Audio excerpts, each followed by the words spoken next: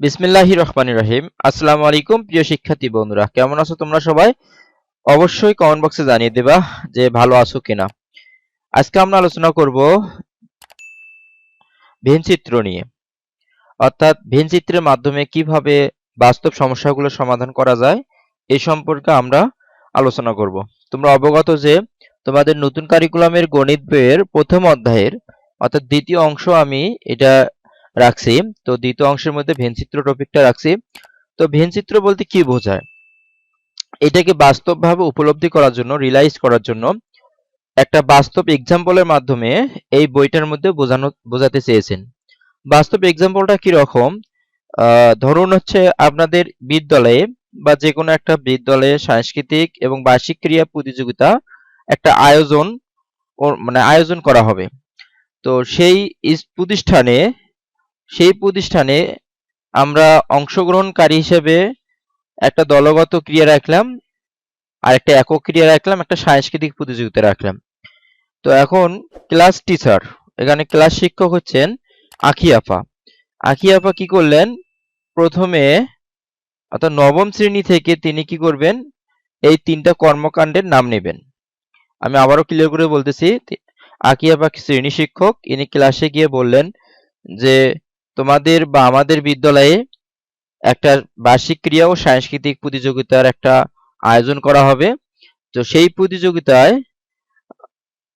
প্রতিযোগিতায় কে কে নাম দিতে আগ্রহী তাদেরকে প্রশ্ন করলেন এবং আখি আপা কিছু শর্ত জুড়ে দিলেন। শর্ত হলো, নবম শ্রেণীর কেউ তিনটির বেশি কর্মকাণ্ড অংশগ্রহণ করতে পারবে না, এটা শর্ত জুড়ে দিলেন। তারপর আফা বললেন, সবাই অবশ্য তিনটি সবকটিতে অংশগ্রহণ করবে এমনও কিন্তু না, আমাদের একটি সিদ্ধান্তে এসে পৌঁছাতে হবে। ধরো আমাদের হাতে রয়েছে দলগত ক্রিয়া, এটা একটা অংশ, দলগত ক্রিয়া একটা আছে, একক ক্রিয়া একটা আছে, একটা সাংস্কৃতিক কর্মকাণ্ড আছে। এই বলে ম্যাডাম এখন কি করলেন, যে একটা হোয়াইট বোর্ডের মধ্যে তিনটা ছবি অঙ্কন করলেন। তিনটা ছবি কি, একটা দলগত ক্রিয়ার জন্য, একটা একক ক্রিয়ার জন্য, একটা সাংস্কৃতিক প্রতিযোগিতার জন্য। এই তিনটা চিত্র আমাদের একটা ভালোভাবে বুঝতে হবে। তিনটা চিত্র যদি আমরা ভালোভাবে বুঝতে না পারি তাহলে আমাদের কিন্তু সমস্যা আছে। তো আমি এই তিনটা চিত্র একটু বোঝানোর চেষ্টা করতেছি, আপনারা একটু দেখতে থাকুন। ধরুন এটা একটা ক্লাসরুম। এই ক্লাসরুমে বা আমরা ক্লাসরুমের মধ্যে একটা হোয়াইট বোর্ড আছে। এখানে এই হোয়াইট বোর্ডটাকে আমি ব্ল্যাক বোর্ড বানিয়ে প্রেজেন্টেশন করার চেষ্টা করতেছি, তোমরা একটু ধৈর্য সহকারে দেখতে থাকো। ম্যাডাম আসি কি করলেন, প্রথমে তিনটা চিত্র ড্র করলেন। এই হোয়াইট বোর্ডের মধ্যে একটা চিত্র ড্র করলেন, কিসের জন্য? একটা চিত্র ম্যাডাম ড্র করলেন, আমরা এটাকে যদি এইভাবে বলি, সাংস্কৃতিক কর্মকাণ্ড অথবা একক ক্রিয়া, এইভাবে তিনি একটা চিত্র ড্র করলেন। আচ্ছা, ইভেন তারপরে এখানে আমরা আরেকটা চিত্র নিলাম, এখানে আরেকটা চিত্র আমরা ড্র করলাম। আচ্ছা, এই যে চিত্রটা আমরা ড্র করতেছি এটা একটু কালার চেঞ্জ করে দেই। আচ্ছা, আমরা হোয়াইট কালার দিলাম। ইভেন আমরা আরেকটা চিত্র ড্র করব। আচ্ছা, এই চিত্র আরেকটা ড্র করলাম। আচ্ছা, এই চিত্রটার কালার আমি একটু চেঞ্জ করে দিচ্ছি, ওটা আমি এই কালার দিলে ভালো বোঝা যাবে না, রেড কালার করে দিলাম। ওকে, এই তো তিনটা। এখন ম্যাডাম কি করলেন, ইনি একটা দলগত ক্রিয়া, একটা একক ক্রিয়া, একটা সাংস্কৃতিক প্রতিযোগিতা। তাহলে ম্যাডাম হচ্ছে একটা দলগত ক্রিয়া দিয়েছিলেন, এটাকে আমরা দলগত ক্রিয়া ডি লিখলাম। তারপরে একটা একক ক্রিয়ার জন্য এটাকে আমরা এ লিখলাম, আর একটা সাংস্কৃতিক প্রতিযোগিতার জন্য এটাকে কি লিখলাম, এস লিখলাম। ওকে, এই তিনটা জিনিস আমাদের ভালোভাবে বুঝতে হবে। আমি যদি এখানে ডি ইন্টারসেকশন এ লিখি, এমন একটা অংশ তোমাদেরকে চুজ করে নিতে হবে যে অংশটা ডির মধ্যেও আছে, এর মধ্যেও আছে, ডি এবং এ। আমরা এখানে খুব সহজেই বলতে পারি যে ডি এবং এ দুইটার মাঝে সরি, ডি এবং এ দুইটার মাঝে আছে এই অংশটা, এই অংশটা আছে ডি এবং এর মাঝে। এখানে আমরা আরেকটা অংশ চুজ করে নিলাম, যেটা ডি ইন্টারসেকশন এস, ডি এবং এস এর মধ্যে অন্তর্ভুক্ত, কিন্তু এর মধ্যে থাকবে না, ভালোভাবে বোঝো। এবং এই যে অংশটা আমরা যদি দেখাই, এই অংশটা কিন্তু ডি এবং এস এর মধ্যে আছে। এই অংশটা কার মধ্যে নাই? এর মধ্যে নাই। এই অংশটুকু কার মধ্যে নাই? এই অংশটুকু হচ্ছে এর মধ্যে নাই। ইভেন আমি যদি এখানে আরেকটা লিখি, এস ইন্টারসেকশন দিয়ে লিখলাম এ, তাহলে একটা অংশ আছে যেটা এস এবং এর মধ্যে আছে কিন্তু ডির মধ্যে নাই। তাহলে ঠিক এই অংশ কোনটা হবে? যেটা এস এবং এর মধ্যে আছে। ভালোভাবে খেয়াল করুন, এস এবং কি এ, এস এবং এর মধ্যে আছে, কিন্তু এই যে এই অংশটা এস এবং এর মধ্যে আছে। তার মানে আমরা চিত্রের মাধ্যমে অনেক বড় একটা সমস্যা চিত্রের মাধ্যমে রিয়ালাইজ করতে পারতেছি। যেমন একটা অংশ, যেমন এর একটা অংশ এবং এস এর একটা অংশ, এই এটাকে বলা হয় কমন বা ইন্টারসেকশন। এটার অর্থটা হলো দুইটার মাঝে বিদ্যমান যে অংশটা, তাহলে দুইটার মাঝে বিদ্যমান যে অংশটা সেটাই হচ্ছে এই চিহ্ন দ্বারা, ইন্টারসেকশন চিহ্ন দ্বারা বোঝায়। আর একটা আমরা বলতে পারি এটা একটা অর্থ হচ্ছে মিল। মিল মানে কি? যে উপাদানটা দুইটার মধ্যে অন্তর্ভুক্ত। ওকে, ডি এবং এস, ঠিক ডি এবং এস এর অন্তর্ভুক্ত আমরা এই অংশটা দেখিয়ে দিয়েছি, ডি এবং এস। ডি এবং এর অন্তর্ভুক্ত এই অংশটা, ডি এবং এস এর অন্তর্ভুক্ত এই অংশটা, যেটা কি নাই, ডি এবং এস এর মধ্যে কিন্তু এ নাই। তাহলে এই অংশটার মধ্যে দেখো এ নাই, এর অংশ কিন্তু হচ্ছে এই যে এটা। তাহলে এই অংশটা এ, কিন্তু এই অংশটার মধ্যে কি নাই? এ নাই। তারপরে খেয়াল করো এই যে এই অংশটা, এখন আমরা এই অংশটা নিয়ে একটু আলোচনা করব। তো এই অংশটাকে আমরা কি বলতে পারি? যে অংশটা ডি, এ এবং এস তিনটার অন্তর্ভুক্ত বা তিনটার মধ্যে আছে। এই যে টপিকটা আমি বুঝাইলাম, এটা দিয়ে আমরা বিভিন্ন কাজ করব ভেনচিত্রের মধ্যে।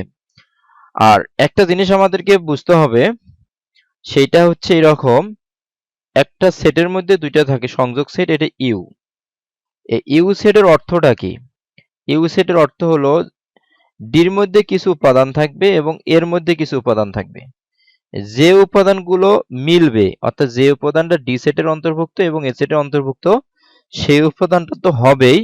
এবং যে কিছু উপাদান আছে যেটা ডির মধ্যে নাই এবং কিছু উপাদান আছে যেটা এর মধ্যে নাই। তাহলে কিছু কিছু উপাদান আছে যেটা ডির মধ্যে নাই কিন্তু এর মধ্যেও নাই। অর্থাৎ আমি এইভাবে মেনশন করতেছি যে ডির মধ্যে আছে, ধরলেন এর মধ্যে নাই। অথবা কিছু উপাদান আছে যেটা এর মধ্যে আছে কিন্তু ডির মধ্যে নাই। এই যে যে উপাদানগুলো মিল হবে না, ঠিক সেগুলো নিয়ে গঠিত সেট হবে ইউনিয়ন। আমি যদি একটা এক্সাম্পল দেই ছোট্ট একটা করে, যেমন এ একটা সেট লিখলাম, এই সেটের ভেতরে আমি লিখলাম 2 আর একটা লিখলাম 3, ইভেন আরেকটা সেট লিখলাম বি, এবং বি সেটের ভেতরে অন্তর্ভুক্ত করলাম 3 আর একটা অন্তর্ভুক্ত করলাম 4। তাহলে এখন যদি আমি প্রশ্ন করি এ ইন্টারসেকশন বি, এই কথার অর্থ কি?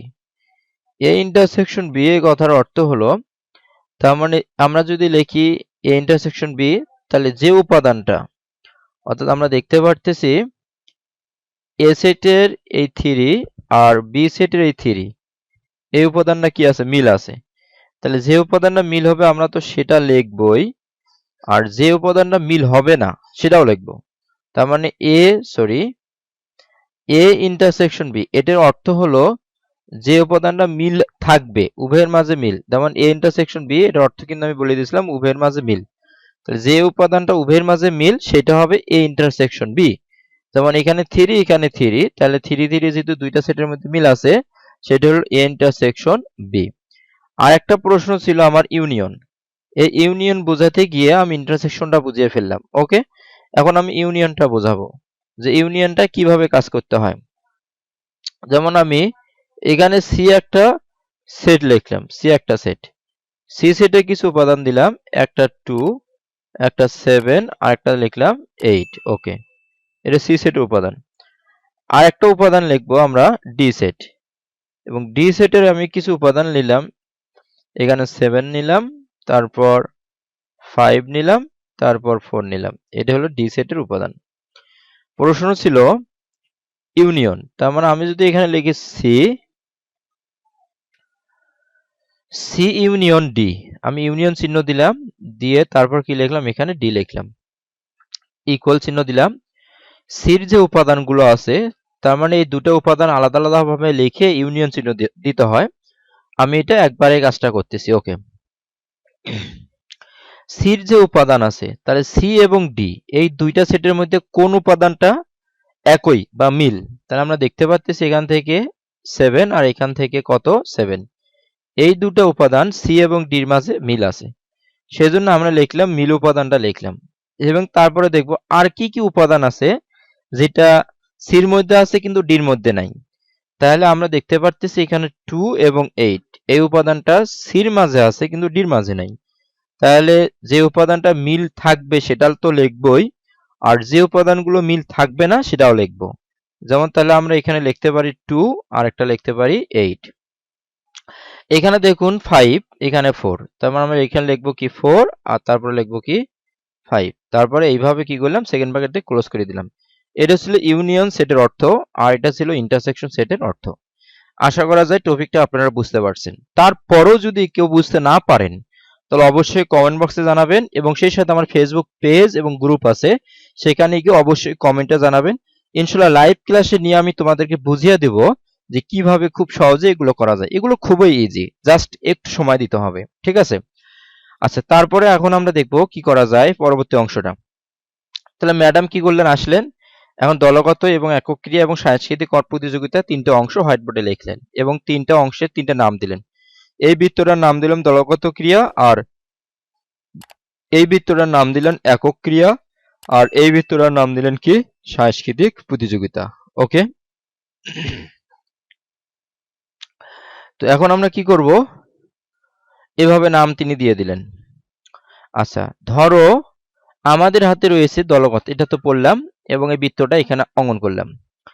তারপর আপা বললেন শুধু দলগত খেলা, দলগত খেলার মধ্যে রাখলাম কি কি, একটা ক্রিকেট, একটা হলো ফুটবলকে। এই দুটো খেলায় কে কে অংশগ্রহণ করতে চাও?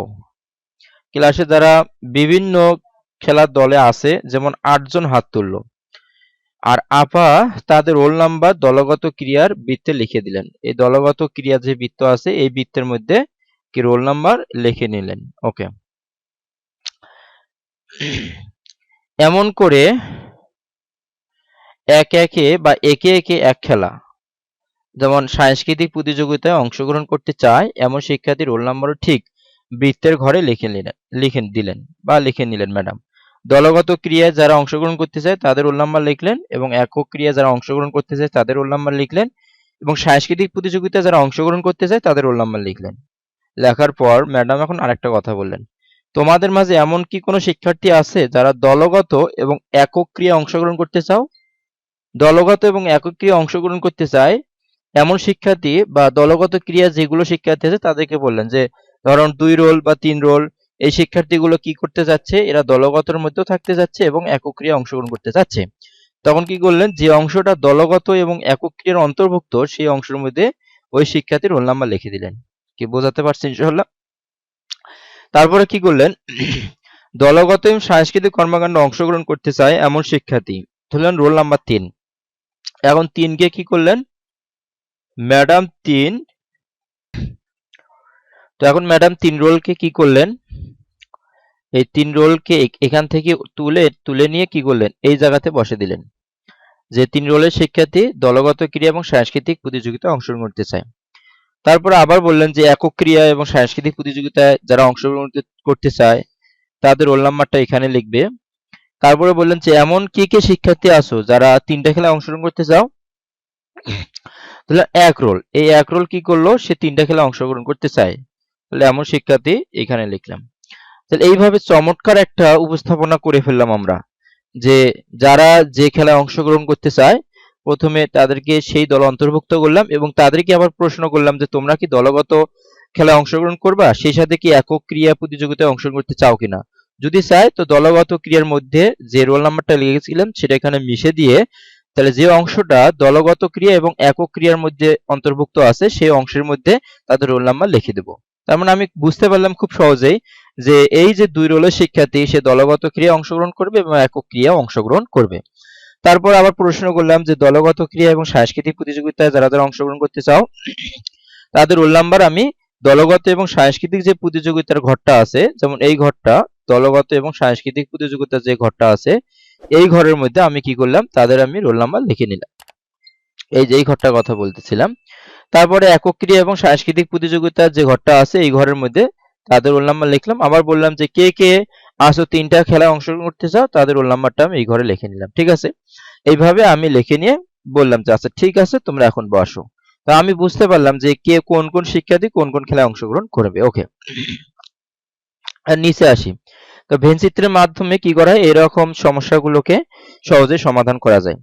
তো ভেন চিত্রের নামকরণ করেছেন বা বা এর আবিষ্কারক যিনি ইংরেজ দার্শনিক ও যুক্তিবিদ, নাম হলো জন ভেন, এর নাম অনুসারে। তো বিজ্ঞানীটার আমরা ছবি এখানে দেখতে পাচ্ছি। ভেন চিত্রের সার্বিক সেটকে একটি সমতল আয়তাকার জ্যামিতিক আকার দ্বারা প্রকাশ করা হয় এবং ওই সার্বিক সেটের উপসেটগুলোকে ওই আয়তাকার ক্ষেত্রের ভিতরে বৃত্তের মাধ্যমে উপস্থাপন করা হয়।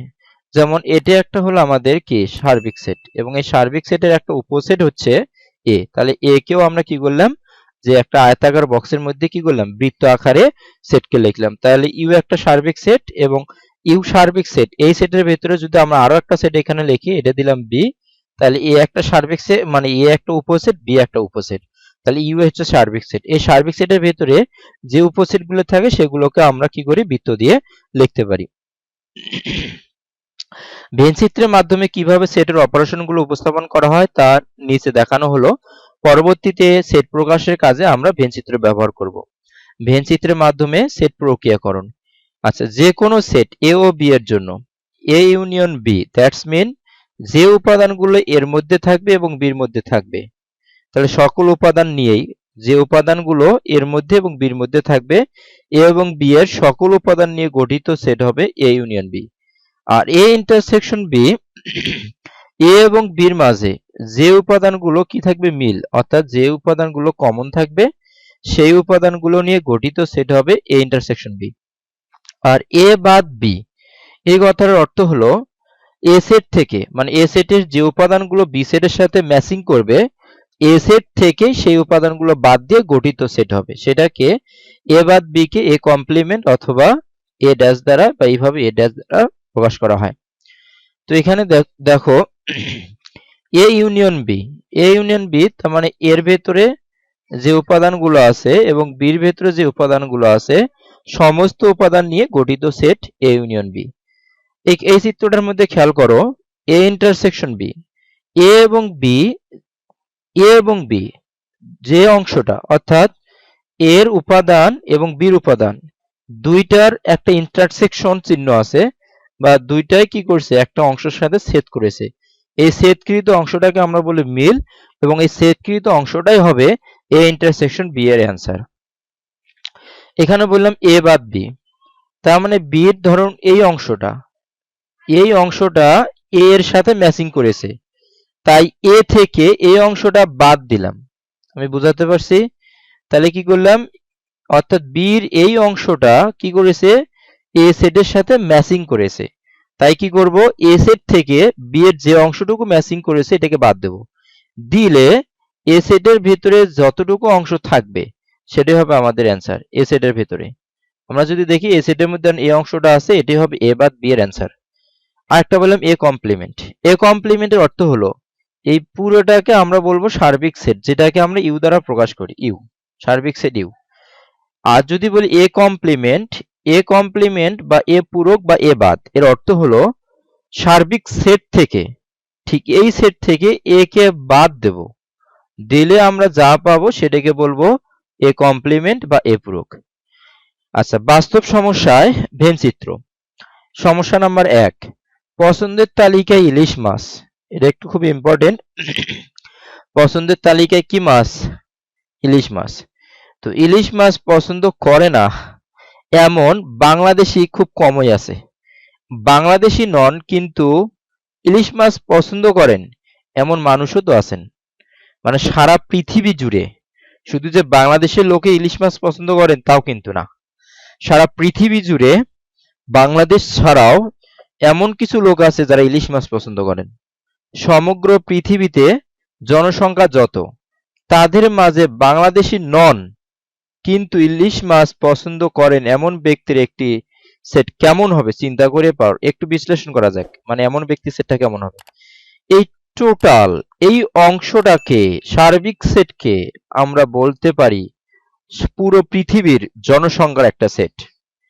এবং এই জনসংখ্যার সেটের মধ্যে পুরো পৃথিবী জুড়ে একটা সেট।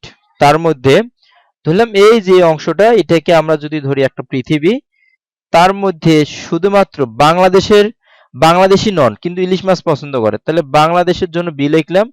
এই বাংলাদেশি অংশটা বাদে যে অংশটা থাকতেছে, এই অংশটা পুরোটাই আমরা বলবো যে এরা কিন্তু বাংলাদেশি নন কিন্তু বাট এরা ইলিশ মাছ পছন্দ করেন।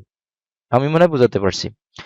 আচ্ছা, তো এখন সমগ্র পৃথিবী জনসংখ্যার সেট হলো ইউ, আর ইলিশ মাছ পছন্দ করে এমন জনসংখ্যার সেট, এটাকে ইলিশ মাছ পছন্দ করে এমন জনসংখ্যার সেট হলো ই।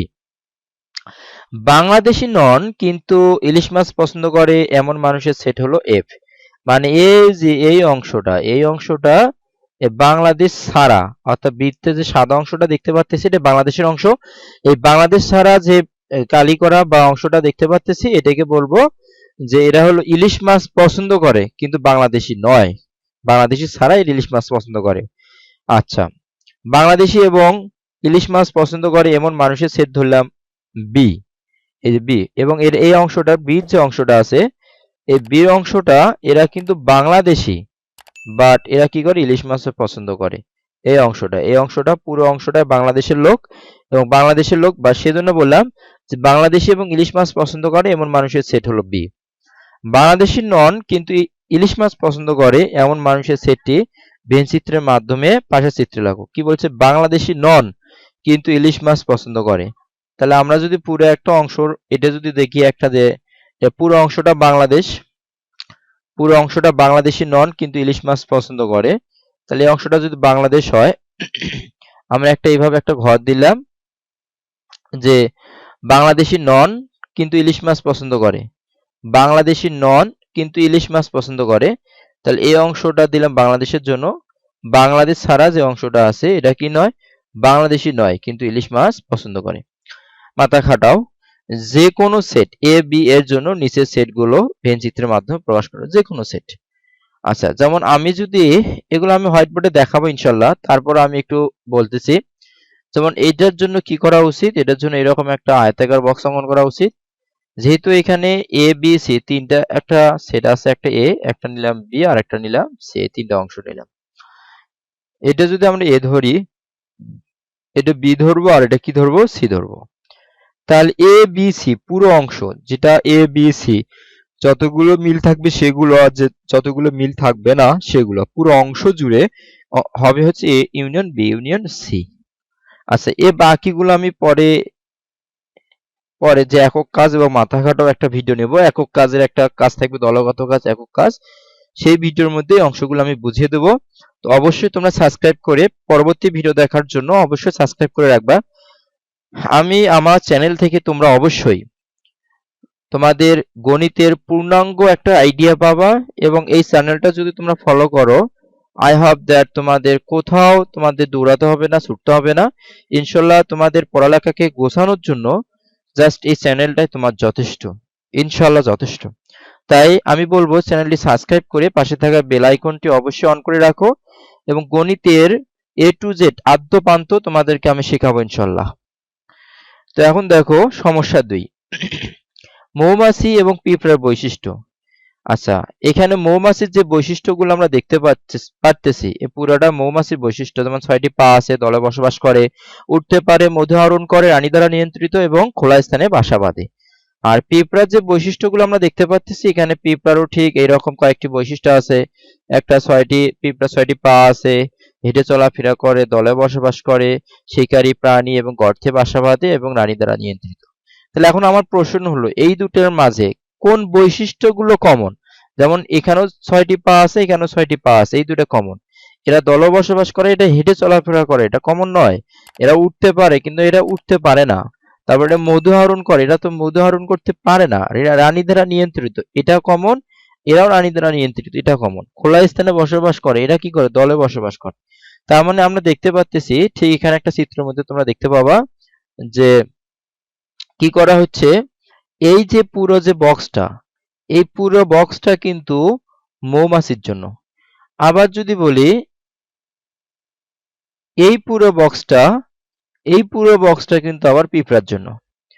তাহলে মৌমাছির বৈশিষ্ট্যগুলো কি কি? এখানে আমরা যে বৈশিষ্ট্যগুলো দেখতে পাচ্ছি, এই ঘরের মধ্যে উঠতে পারে, মধু আহরণ করে, খোলা স্থানে বাসা বাঁধে, 6টি পা আছে, দলে বসবাস করে, রানী দ্বারা নিয়ন্ত্রিত, পুরোটাই হলো মৌমাছি বৈশিষ্ট্য। আর এই যে অংশটা আমরা দেখতে পাচ্ছি পুরোটাই হচ্ছে কি? পিঁপড়ার বৈশিষ্ট্য। এবং কিছু কমন বৈশিষ্ট্য আছে যেটা মৌমাছির মধ্যেও আছে এবং পিঁপড়ার মধ্যেও আছে। যেমন সেই কমন বৈশিষ্ট্যটা ইন্টারসেকশন, যে অংশটা উভয়ের মাঝে আছে, যেমন এই অংশটা আমি যদি অন্য কালার দিয়ে দেখাই তাহলে বুঝতে পারবা যে এই অংশটা যেটা কি করবে? উভয়ের মাঝে আছে। তো যে অংশটা উভয়ের মাঝে আছে সেই জন্য সেই অংশটার মধ্যে যেটা মিল থাকবে, এ এবং বি এর মিল থাকবে, এই মিল অংশটায় বা মিল নামটায় যেটা উভয় সেটের ছেদাংশ হবে সেই জায়গায় আমরা লিখে দেবো। ওকে, এবং তারপরে দেখি কি বলছে। তাহলে এখানে 6টি পা আছে, এই যে 6টি পা আছে, দলে বসবাস করে, রানী দ্বারা নিয়ন্ত্রিত, সেটা লিখছি ইন্টারসেকশন বি। তাহলে ইন্টারসেকশন জিনিসটা আমরা বুঝতে পারছি। এবং সমস্যা 3, যাতায়াত ব্যবস্থা। এটা একটু তোমাদের ভালোভাবে বুঝতে হবে। একটি শহরের 800 জন মানুষের একটি জরিপ করে দেখা গেল যে 500 জন মানুষ বাসে যাতায়াত করে। এই বাসের যে চিত্র দেখা যাচ্ছে এই বক্সটার মধ্যে টোটাল লোক হবে 500 জন। আমরা যদি 500 জন দেখি, যেমন এখানে 200, এটা 200 হবে না, একটু ভুল আছে। কেন 200 হবে না? কারণ এখানে গাড়িতে যায় টোটালি হলো 200 জন। তাহলে এখানে যদি 150 জন হয় আর ইন্টারসেকশনে বা উভয় ইন্টারসেকশন 50 জন, তাহলে 50 আর 50 200 হলো। তাহলে এই জায়গাটা হবে কত? 0। এটা কিন্তু অ্যান্সার 0 হবে। আচ্ছা, তাহলে আমাদের টোটাল 800 জন ঠিক থাকবে। যেমন এখানে যদি বলি, এখানে কত টোটাল? এই সেটের জন্য বললাম কত? 200। এখানে 200, এই সেটের জন্য আবার 200, 400। আবার এখানে এখানে এই সেটের জন্য হচ্ছে টোটাল হচ্ছে 400 হবে, 500, 500। আর আচ্ছা, আমরা দেখতেছি টোটাল কত হয়। তাহলে একটি শহরের 800 জন মানুষের একটি জরিপ দেখা গেল 500 জন কি করে? বাসে যাতায়াত করে। 500 জন, এখানে 500 জনে আছে। 200 আর হলো, আমরা যদি দেখি 200 আর হলো 50, 250। আর এই ঘরটার মধ্যে, এই অংশটার মধ্যে, এই কালারটার মধ্যে আছে 250, এই টোটাল আছে 500। আচ্ছা, বাসে যাতায়াত করে 500 জন এবং 200 জন মানুষ গাড়িতে যাতায়াত করে। এই গাড়িতে যাতায়াত করে টোটাল কতজন মানুষ? গাড়িতে যাতায়াত করে টোটাল 200 জন মানুষ। এই যে গাড়ি, এই গাড়ির মধ্যে টোটাল 200 জন মানুষ যাতায়াত করে, যেটা এই অংশটার মধ্যে আছে 150 জন আর এই অংশটার মধ্যে আছে 50 জন, এই টোটাল 200 জন। তারপরে 400 জন মানুষ রিক্সায় যাতায়াত করে। 400 জন মানুষ, তো যে 400 জন মানুষ যে রিক্সায় যাতায়াত করে তাদের অংশটা হচ্ছে এটা। এই যে এখানে এই 400 জন মানুষ কি করে? রিক্সায় যাতায়াত করে। এখানে 400 জনই আছে। তোমরা যদি একটু খেয়াল করো, এখানে 50 আর এই 50 যোগ করলে 200, আর এই যে এখানে আছে 200, এই যে 200। তার টোটাল 400 জন লোক কি করে? রিক্সায় যাতায়াত করে। 200 জন মানুষ বাস এবং রিক্সায় উভয় যাতায়াত করে। 200 জন মানুষ, তাহলে বাস এবং রিক্সা উভয়, এই যে বাস এবং রিক্সা উভয় এই জায়গাটায় 200 জন দেওয়া আছে, যেটা 200 জন মানুষ কি করে? বাস ও রিক্সা উভয়ে যাতায়াত করে, কিন্তু গাড়িতে যাতায়াত করে না। তাহলে দেখো এই অংশটা কি গাড়ির অংশের মধ্যে সেট করছে? মোটেও না। তাহলে এই অংশটা শুধুমাত্র কিসের জন্য? এই অংশটা হচ্ছে কি বাস এবং রিক্সার জন্য। এবং 50 জন মানুষ বাস, রিক্সা এবং গাড়িতে, তিনটে অংশে। তাহলে যেহেতু 50 জন মানুষ তিনটে অংশে যাতায়াত করে, তাহলে যদি আমরা দেখি এই যে অংশটা, এই অংশটার মধ্যে কয়জন হবে? এই অংশটার মধ্যে 50 জন হবে, যেটা 50 জন লোক বাস, গাড়ি এবং রিক্সা যাতায়াত করে, 50 জন লোক। তারপরে বললো অন্যরা পায়ে হেঁটে যাতায়াত করে, এবং কতজন মানুষ পায়ে হেঁটে যাতায়াত করে তা ভেনচিত্রের মাধ্যমে চিহ্নিত করো। অত 0 জন মানুষ হবে। এখানে সমাধানের যে অংশটা, মনে করি জরিপকৃত মানুষের সেট হলো ইউ, বাসে যাতায়াতকারী মানুষের সেট বি এবং গাড়িতে যাতায়াতকারী মানুষের সেট সি, রিক্সায় যাতায়াতকারী মানুষের সেট আর একটু ধরে নেওয়া হয়েছে, পায়ে হেঁটে যাতায়াতকারী মানুষের সেট হলো ডাব্লু। তাহলে n of U in total n of U এটা বোঝায় হচ্ছে কি 800 জন, মানে টোটাল যতজনের নাম উল্লেখ থাকবে ততজন। আর এন অফ বি দ্বারা বোঝায় বি সেটের অন্তর্ভুক্ত যতগুলো পাবলিক থাকবে, অর্থাৎ বাসের মধ্যে টোটাল পাবলিক, এই বাসের মধ্যে টোটাল পাবলিক হচ্ছে 500 জন, সেই জন্য নাম্বার অফ বি ইকুয়াল 500 জন, নাম্বার অফ সি ইকুয়াল 200 জন।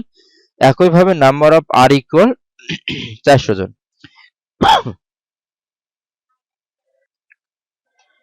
এখানে দেখো ভেনচিত্র অনুযায়ী 3টি যানবাহনে যাতায়াত করে এমন মানুষের সেট হচ্ছে এটা, যেটা কমন। এমন ব্যক্তি আছে 50 জন। নাম্বার অফ বি ইন্টারসেকশন আর ইন্টারসেকশন সি, এমন ব্যক্তি আছে 50 জন। এই 50 জন ব্যক্তি কি করে? বাস, গাড়ি এবং রিক্সা যাতায়াত করে। বাস ও রিক্সায় উভয় যাতায়াত করে, কিন্তু গাড়িতে যাতায়াত করে না এমন মানুষের সেট আমরা বের করি। এমন মানুষের সেট হলো 150 জন। শুধুমাত্র রিক্সায় যাতায়াত করে, এই অংশটা আমরা দেখতে পাচ্ছি, এই কালারটা দ্বারা বোঝায় শুধু রিক্সায়। টোটাল হলো 400 জন। আর এই পাশ থেকে বাসে যাচ্ছে 400 জনের মধ্যে থেকে 200 জন, 200 জন কিন্তু বাসেও যাতায়াত করতে পারে। 400 জন পাবলিক, তার মধ্যে 200 জন পাবলিক কি করে? বাসেও যাতায়াত করতে পারে, আর 200 জন কিন্তু বাসে যাতায়াত করে না। আচ্ছা, তার মধ্যে দেখো 15 জন আছে, তাহলে 200 জন এবং 15 জন, এই 250 জন ব্যক্তি, 400 জনের মধ্য থেকে 250 জন ব্যক্তি বাসে এবং গাড়িতে যাতায়াত করতে পছন্দ করে। তোমার ক্লাসে 400 জন বন্ধু আছে, তার মধ্যে 200 জন বাসেও যাতায়াত করে, রিক্সাও যাতায়াত করে। আর 50 জন ব্যক্তি আছে যারা কি করে? বাসেও যাতায়াত করে, রিক্সাও যাতায়াত করে এবং গাড়িতেও যাতায়াত করে। এরা একটু হাই কোয়ালিটির লোক। তারপরে এখানে ইন টোটাল দেখলাম 250 জন। এই 400 জন লোকের মধ্য থেকে বা তোমাদের 400 জন বন্ধুর মধ্য থেকে 250 জন লোককে যদি বাদ দাও, তাহলে থাকতেছে তোমাদের টোটাল কত? 150 জন। এই 150 জন ব্যক্তি শুধুমাত্র রিক্সায় যাতায়াত করে, তারা বাসেও যাতায়াত করে না এবং গাড়িতেও যাতায়াত করে না, এটা বোঝানো হয়েছে। আচ্ছা, আমরা বিষয়টা বুঝতে পারছি। এইরকম ব্যক্তি আমাদের বের হবে 250 জন। আচ্ছা, তারপরে শুধু বাসে যাতায়াত করে এমন ব্যক্তি কতজন? তাহলে টোটাল হলো 500 জন, তার মধ্যে 200 250 বাদ দাও, 250 জন ব্যক্তি শুধুমাত্র বাসে যাতায়াত করতে পারে। আর শুধুমাত্র রিক্সায় যাতায়াত করতে পারে এমন ব্যক্তির সংখ্যা হচ্ছে, এবার নিচের বাক্সে হিসাব করো, তার মানে এই হিসাবটা এখানে দিয়ে দেবো যে 400 জন ব্যক্তি টোটাল, তার মধ্যে কি করবে? তার মধ্যে 200 জন ব্যক্তি মাইনাস করে দেবো, কেন? তারা বাসে যাতায়াত করে। আর 50 জন ব্যক্তি মাইনাস করলাম, তারা 3টা যানবাহনে যাতায়াত করতে পারে। তো এই দুটো যদি বাদ দেই, তাহলে আমাদের ফলাফল থাকবে 150, যা কিনা শুধুমাত্র রিক্সায় যাতায়াত করতে পারে। যেমন এই অ্যান্সারটা এখানে দেওয়া আছে। কমপক্ষে যে কোনো একটি যানবাহনে যাতায়াত করে। নাম্বার অফ, এটা টোটাল যে কয়জন ছিল? 800 জন। এই 800 জন ব্যক্তি কমপক্ষে যে কোনো একটি যানবাহনে যাতায়াত করতে পারে। আচ্ছা, আর পায়ে হেঁটে যাতায়াত করে কতজন? তাহলে টোটাল তো হলো 800 জন, তার মধ্যে মাইনাস করে দেব কমপক্ষে 3টাতে যাতায়াত করতে পারে কিন্তু 800 জন, তার মানে পায়ে হেঁটে যাতায়াত করতে পারে এমন লোকের সংখ্যা এখানে খুঁজে পাওয়া গেল না। এখন আসি সেটের কার্টেসীয় গুণজ। এখানে একটা চিত্র আছে, সাদা আর একটা কালো। এই সাদা দিয়ে আমরা শার্টকে ধরবো, তা সাদা ইন্টু শার্ট। এই সাদা দিয়ে প্যান্টকে ধরবো, সাদা ইন্টু প্যান্ট। এই সাদা দিয়ে পাঞ্জাবিকে ধরবো, সাদা ইন্টু পাঞ্জাবি। এই কালো দিয়ে শার্টকে ধরবো, কালো ইন্টু শার্ট। আর এই কালো দিয়ে প্যান্টকে ধরবো, কালো প্যান্ট। আর এই কালো দিয়ে পাঞ্জাবিকে ধরবো, কালো পাঞ্জাবি। ওকে, এটা হচ্ছে কার্তেশীয় গুণজ। কার্তেশীয় গুণজের সিস্টেমটা নিচে গেলে আমরা আরো ভালোভাবে বুঝতে পারবো একটা এক্সাম্পলের মাধ্যমে। তাহলে এ ক্রস বি এইভাবে বের করা যায়। এখানে দেখো এক্স কমা ওয়াই, জানো এক্স এলিমেন্ট এ কমা ওয়াই এলিমেন্ট বি।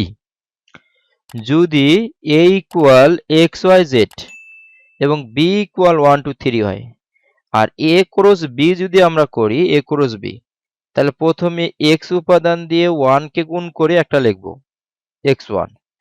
তারপরে এই এক্স উপাদান দিয়ে 2 কে গুণন করে লিখবো x2। ইভেন এই এক্স উপাদান দিয়ে 3 কে গুণ করে লিখবো x3। এই গেল এক্স উপাদান দিয়ে বি সেটের প্রত্যেকটা উপাদানকে গুণন, এটাকে কার্তেশীয় গুণজ বলে। তারপরে এখন আমরা কি করব, এখানে এই যে y দিয়ে আমরা গুণন করব 1 কে, তাহলে y দিয়ে 1 কে গুণন করলে পাবো y1। আবার y দিয়ে গুণ করব কাকে, 2 কে, তাহলে পাবো y2। ইভেন y দিয়ে গুণ করব 3 কে, তাহলে পাবো y3। একইভাবে z দিয়ে 1 কে গুণ করব, z দিয়ে 2 কে গুণ করব, z দিয়ে 3 কে গুণ করব। এই তিনটে গুণফল যা পাবো সেটা কার্তেশীয় গুণজ। এই গুণ করার আরেকটা পদ্ধতি তোমাদের এখানে ইনক্লুড করেছে। যদি আমরা বলি a ক্রস b, তোমরা কি করবে, a সেটের উপাদানগুলো নিচে এই পাশে লিখবা আর b সেটের উপাদানগুলো এই পাশে লিখবা। আমি কি বোঝাতে পারছি? যদি লিখি b ক্রস a, তাহলে কি করব, বি সেটের উপাদানগুলো এখানে লিখবো আর এ সেটের উপাদানগুলো এখানে লিখবো। তাহলে যেহেতু প্রথমে আমরা বের করব এ ক্রস বি, তাহলে এ সেটের উপাদানগুলো কি কি ছিল, এক্স ওয়াই জেড, এখানে লেখা আছে এক্স ওয়াই জেড লিখলাম। আর বি সেটের উপাদান হচ্ছে এখানে ইন্ডিকেট করাও আছে যে এ সেটের উপাদান এক্স ওয়াই জেড আর বি সেটের উপাদান 1 2 3। তাহলে এইটার গুণন কি হবে, এক্স দিয়ে কাকে গুণ করব, এই যে যেমন কালো শার্ট সেই রকম কালো প্যান্ট, এক্স দিয়ে 1 কে x1, এক্স দিয়ে কাকে, এক্স দিয়ে 2 কে x2, তারপরে x3। একইভাবে y দিয়ে 1 এর সাথে y1, তারপর y2, তারপর y3। এবং z দিয়ে যদি আমি z দিয়ে 1 কে যদি গুণ করি তাহলে z1, z দিয়ে 2 কে গুণ করলে z2 এবং z দিয়ে 3 কে গুণ করলে z3। এই ছিল কার্তেশীয় গুণজের ফলাফল বা অ্যান্সার। এখানে x, 1 এলিমেন্ট, এই লক্ষ্য করো অ্যান্সারগুলো আমরা পরবর্তী ভিডিওর মধ্যে দেখিয়ে দেবো ইনশাআল্লাহ। এটা একটু দেখি যে number of a equal 3, number of b equal 2, এটার গুণফল কত হবে, 3 ইন্টু 2 ইজ ইকুয়াল কত, 6। এটার গুণফল হবে 6। ওকে। তারপরে number of a equal p, number of b equal q, তাহলে নাম্বার অফ a গুণন b, এটার অর্থ হলো p আর q, এটা p আর q গুণ করে দিলে ওকে। দলগত কাজ এবং একটা প্রজেক্ট আছে। শিক্ষক বিভিন্ন খেলার নাম ছোট ছোট কাগজে লিখে ভাঁজ করে দুটি বক্সে, একটা এ বক্স একটা বি বক্স বা দুইটা বক্সে এ ও বি রাখবেন। প্রতি বক্সে কমপক্ষে 5টি খেলার নাম থাকবে। এবার শিক্ষকের নির্দেশ মতো শিক্ষার্থীরা 9 জন বা যে কোনো বিজোড় সংখ্যক জন দলে বিভক্ত হবে এবং প্রতি দলের দলনেতা এ ও বি বক্স থেকে একটি করে মোট 2টি খেলার নাম তুলে নেবে এবং দলের অন্য সদস্যদের থেকে প্রশ্ন করে জেনে নিবে যে লটারিতে পাওয়া খেলা দুইটির মধ্যে কোনটি তারা খেলতে পছন্দ করে। তাদের সম্ভাব্য উত্তর হতে পারে এরকম যে দুইটি পছন্দ করে এবং যে কোনো একটি পছন্দ করে, এ অথবা বি, এবং কোনোটি পছন্দ করে না। এবার খাতায় একটি নামের তালিকা করো যে কারা এ পছন্দ করে, কারা বি পছন্দ করে এবং কারা কোনোটি পছন্দ করে না। যদি কেউ দুইটি খেলাই পছন্দ করে তবে তার নাম এ দাও এবং বি দুটি তালিকাতে এ ও বি দুইটি তালিকাতেই থাকবে। এবার নিচের কাজগুলো সম্পূর্ণ করো। এখানে বলছে তোমাদের সংগৃহীত তথ্য তালিকা পদ্ধতিতে উপস্থাপন করো। তাহলে ইউ ছিল দলের সকল শিক্ষার্থীদের নাম যাদের কাছ থেকে তথ্য নেওয়া হয়েছে, তাদের নাম এখানে উল্লেখ করব। তাহলে ইউ হিসেবে আমি তাদের নাম এখানে উল্লেখ করেছি। যেমন বি, এখানে ছিল বি প্রতিটি সেট।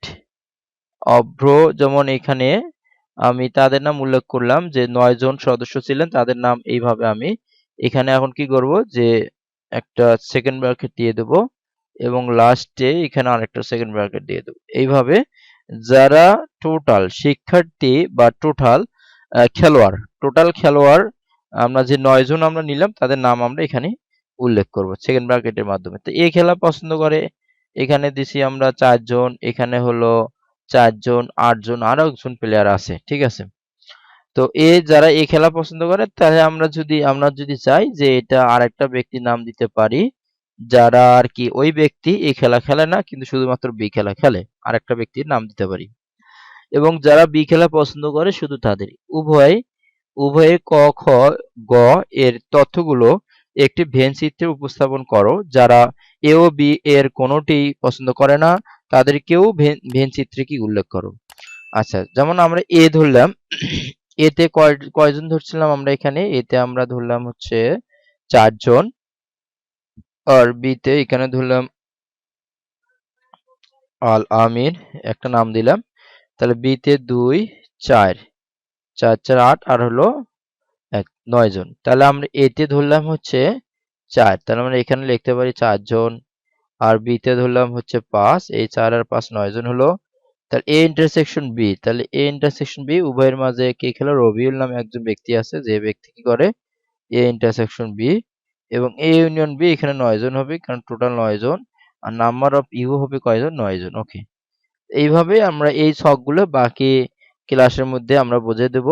আর আমি যেভাবে ক্লাসগুলো সাজিয়েছি, অর্থাৎ ক্লাস মডিউল যেটা হবে আর কি, প্রথম ভিডিওগুলো হবে তোমাদের পাঠ্য বইয়ের আলোকে, এবং প্রথম একটি ভিডিও হবে তোমার পাঠ্য বইয়ের আলোকে শুধুমাত্র বেসিকের উপর। পরবর্তী ভিডিওগুলো হবে তোমাদের পাঠ্য বই থেকে, এবং যতটুকু না জানলে নয়। তারপরে ভিডিও হবে তোমার পাঠ্য বইয়ের মধ্যে যে দলগত কাজ, একক কাজ আছে, এগুলো একত্রে এক ভিডিওর মধ্যে দিয়ে দেবো। ঠিক আছে? তাহলে এক ভিডিওর মধ্যে যদি আমি একক কাজ এবং একটা অধ্যায়ের একক কাজ এবং দলগত কাজ সবগুলো ইনক্লুড করে দেই, তাহলে তোমাদের ওই অধ্যায়ের একক কাজ এবং দলগত কাজগুলো বুঝতে তোমাদের জন্য অনেক ইজি হবে এবং সহজ হবে। তো পরবর্তী ভিডিও দেখার আমন্ত্রণ জানিয়ে আমি এখানে শেষ করলাম। যে